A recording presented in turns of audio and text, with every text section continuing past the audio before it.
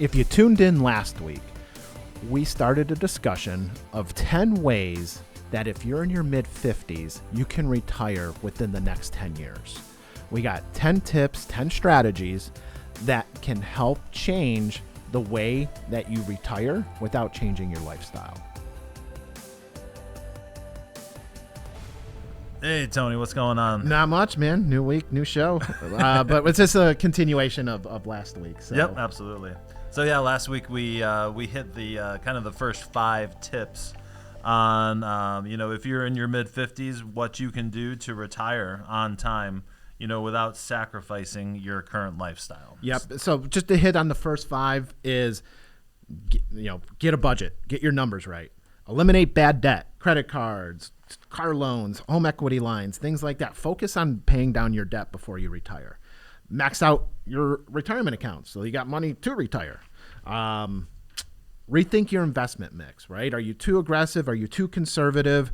You got to figure this out. We talked about that last week. And then also hey, is there an opportunity for create a second income stream, some type of side hustle, something you enjoy doing to help that extra income so that it is helping either eliminate debt or a new stream to invest, right? So those were the first 5. Let's get into the next 5. All right.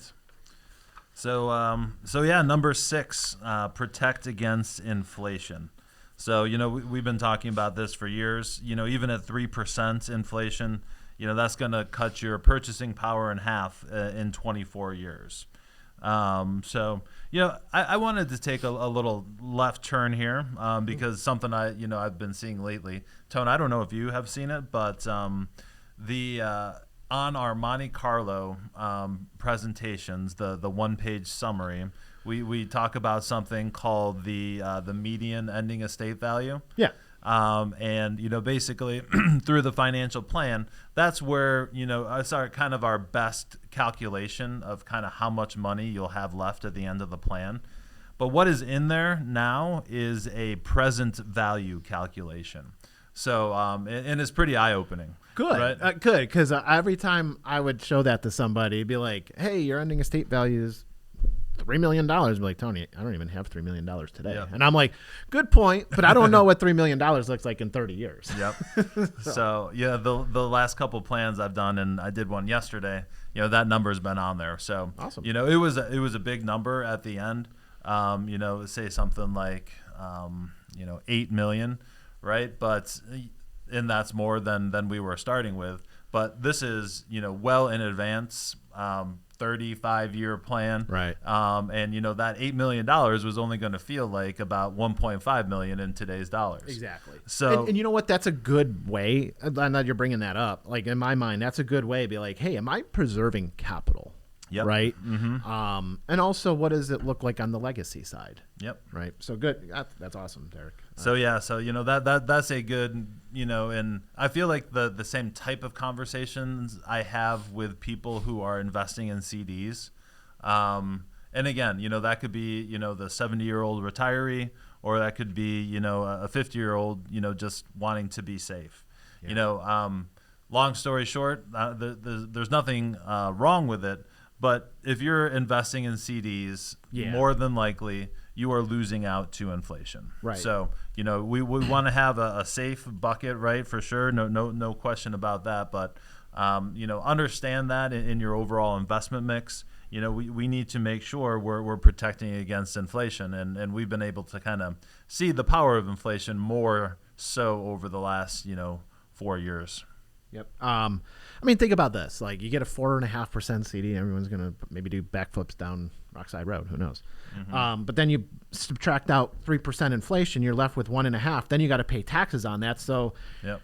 you're earning 1% on a net basis, right? And I can go on and on. But when you really strip out what you got against some of the invisibles. Inflation is invisible headwind. Yep. Taxes, that's visible. I see that every year on April 15th, right? So, but think about that. That's the quick math on what a 4.5% CD is going to really net pay you on a net basis.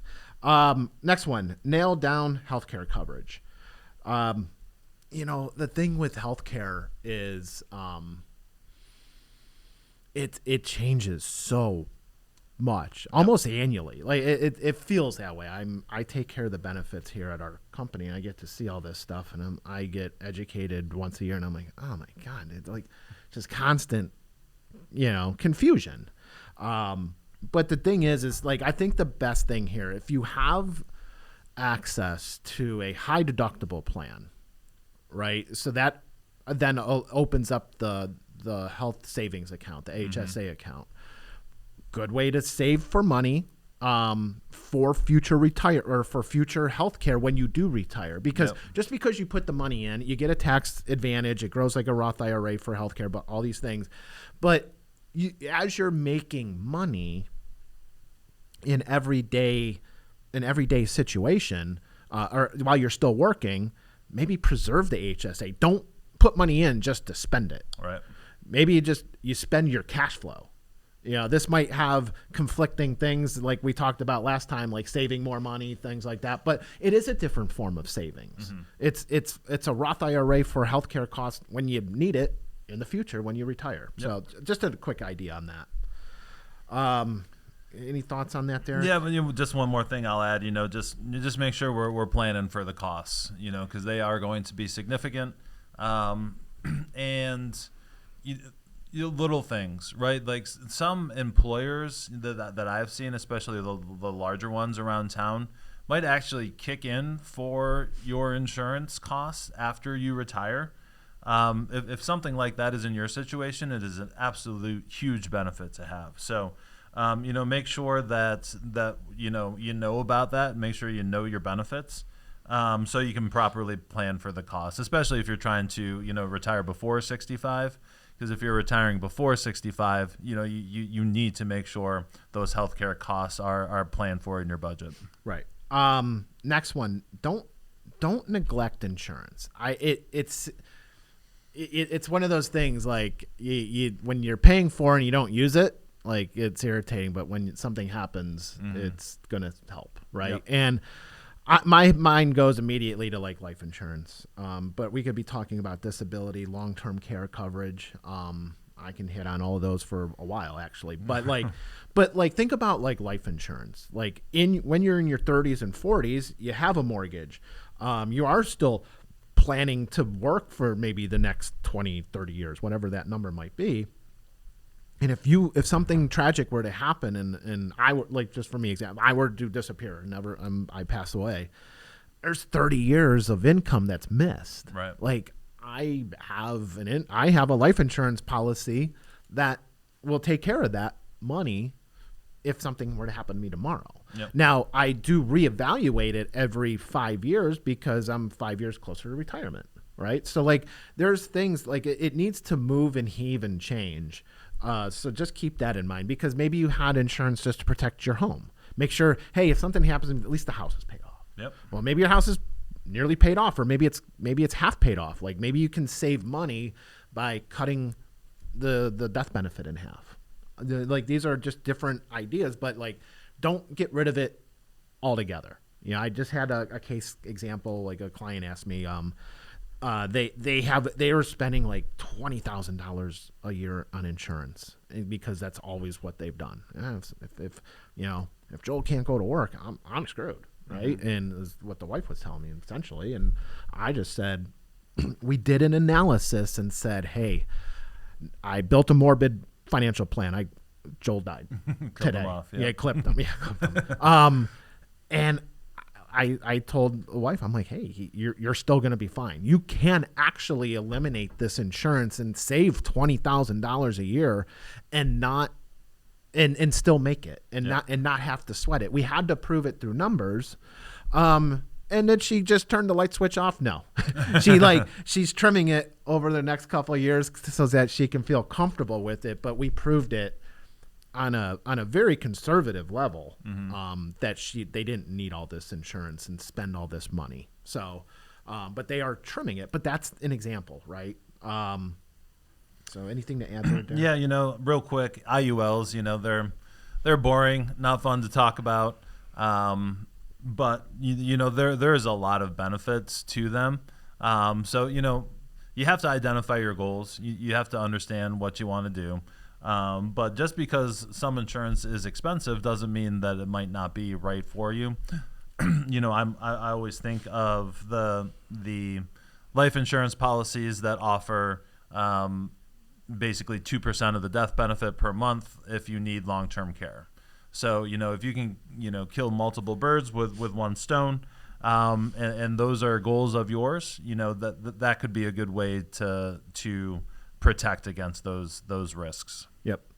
The next one, number 9. I love this one the most. I talk about it the most. It's a planning thing, but Yep. it's a stress test. What ifs? What if this happens? So like, what if you retire and the market goes down 20%? We build that as a scenario. Our planning software is sophisticated enough so that we can build these scenarios. Like the worst thing that can possibly happen, you retire, you're done earning, you're done saving, you're now spending, and the market drops 20%. Will you make it? All right. Like that's going to be a very scary moment, right? So we simulate that. What if inflation spikes? We can simulate that. What if taxes increase in the future? Good possibility. We're going broke as a nation. Yeah, it's possible. What if we increase taxes by 20%? Will you make it then?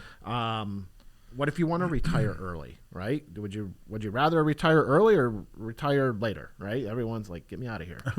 So unexpected expenses, like building in, again, this could be, I've done this on some plans based on conversations, with people that maybe have older homes that they're already getting into renovations. Like I'm just going to build in a $7,000 a year house maintenance budget. If you spend it, it was accounted for. Right. If you don't, it was accounted for in for a future year. Right. Right. So just different ideas for the stress test, the what ifs.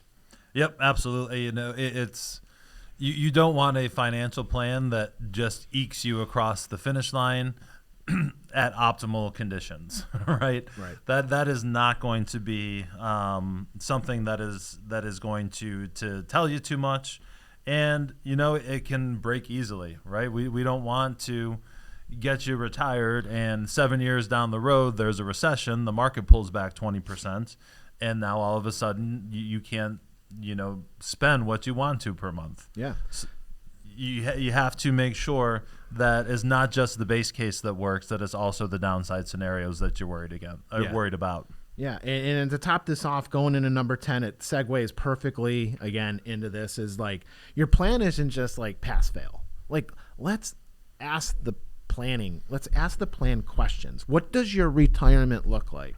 What do you want to do? What are you going to do when you're not working 40 to 50 hours a week? How are you going to fill the gap? And this is the bucket list stuff. This is the fun stuff. Tony, man, I've been wanting to go to, Europe for a month. Cool. All right. Well, it sounds like $25,000. Let's build that in. Right. Well, just hypothetically, right? I want to go on a cruise every year now. Okay. Let's build in a vacation budget now, right? Like let's actually account for it so that you can spend $10,000 a year on a vacation and feel good. And that number could be 25, whatever the number you like that a vacation looks like for you. I've always wanted a sports car. Okay, let's see let's simulate it, right? Gifting. I want to start seeing my kids see some of this money. What about like Roth conversions, right? Like we can build that into the plan, but that could either be a legacy tool to pass on to the next generation, a tax-free account, and also eliminate RMDs on your end. So I really like this. It's not just a plan, pass, fail. Can I retire? Like, hey, let's build in what you really want to do and see what we can get away with. Yep, absolutely. You hit it perfectly. I wrote down anticipate the issues. Thank you. You hit everything perfectly. It's like I gotta start letting you talk first. I stopped stealing your thunder, man. I'm sorry. That's all right. I'll throw in a joke here. It's like the Cleveland Browns. Signing Myles Garrett. You can stop there. The Cleveland Browns, $160 million contract, and then being like, oh, hey, we stink. Maybe we should trade him. Yeah, I was just talking to you and Chris, the engineer. It's like I saw this I don't know, this diagram where it's like in the middle of the diagram, the XY axis, the middle is like an average team. They're good at offense and defense. Like the Browns are completely polar opposite. Our defense is off the chart. No other defense is near what we have, but our offense is the worst. Yep. It's terrible. something that was easy to anticipate. Yeah. And nothing happened, and that's what you get. So Right. that's a good parallel to your retirement plan. Let's anticipate the things that we know are out there, and plan around it so we can be successful. Yep. So but yeah, this was an awesome list over the last 2 weeks. So if you guys have any questions, if you have questions on planning, maybe you're in your mid-50s and you're looking to talk to someone about these tips, hit us up at info@swpconnect.com, and we'll talk to you next week. The opinions expressed in the podcast are for general informational purposes only and are not intended to provide specific advice or recommendations for any investment, legal, financial, or tax strategy. It is only intended to provide education about the financial industry. Please consult a qualified professional about your individual needs.